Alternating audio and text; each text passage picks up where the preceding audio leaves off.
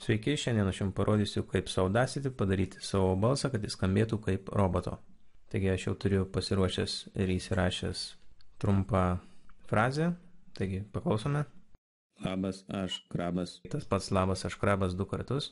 Ir dabar pabandykime padaryti šią frazę, kad jinai skambėtų labai robotiškai. Kai turime įsirašę savo frazę, mums reikia įsidėti naują tracką. Tracks, add new, audio track.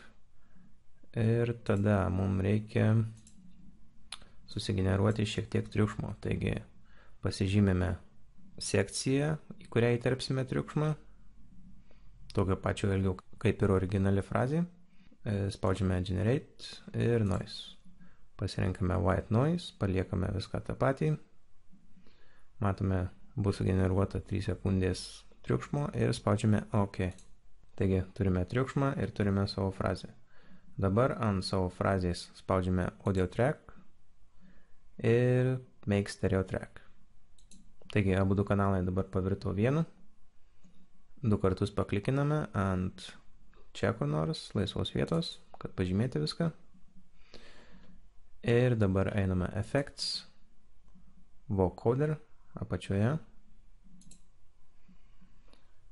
Ir štai tokie bus mano nustatymai. Su jais galite kiek nors pažaisti, bet maždaug 20 distance, output choice both channels, number of vocoded bands 240, po to 0,0, amplitude 80, frequency 80.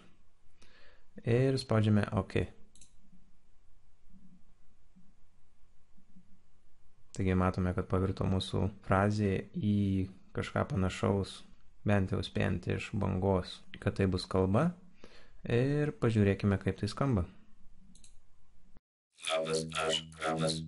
Labas, aš krabas. Tikras robotas. Tikiuosi, kad ši pamokėlė buvo naudinga ir iki.